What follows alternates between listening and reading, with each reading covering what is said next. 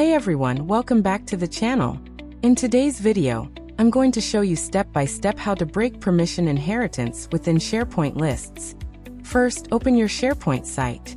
Here you can see I've opened my demo site. Also you can see, I am inside my project tracker list. If you're working with SharePoint, you probably know that by default, lists and libraries inherit their permissions from the parent site. But sometimes you might want a specific list to have unique permissions.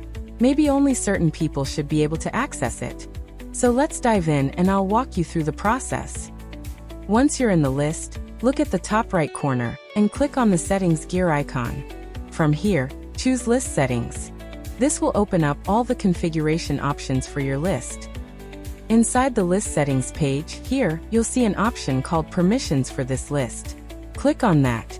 Now, you'll notice that by default the list inherits permissions from the parent site. To break that, click on the button at the top that says Stop Inheriting Permissions. Hereafter click on the OK button. SharePoint will now break the link between this list and the parent site's permissions. As you can see here, SharePoint is showing the message. This list has unique permissions.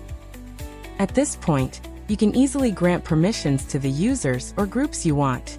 Before granting new permissions, I first remove the members and visitors groups.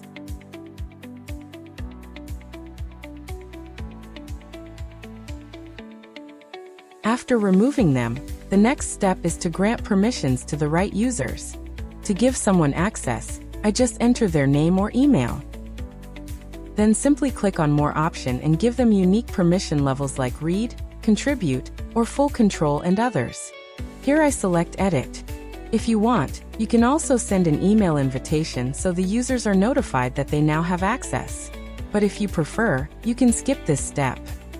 Once everything is set, click Share button and just like that, you've successfully assigned unique permissions to your SharePoint list.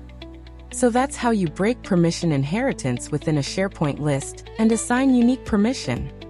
If this video helped you, don't forget to like, subscribe, and hit the bell icon for more SharePoint tips. Thanks for watching, and I'll see you in the next video.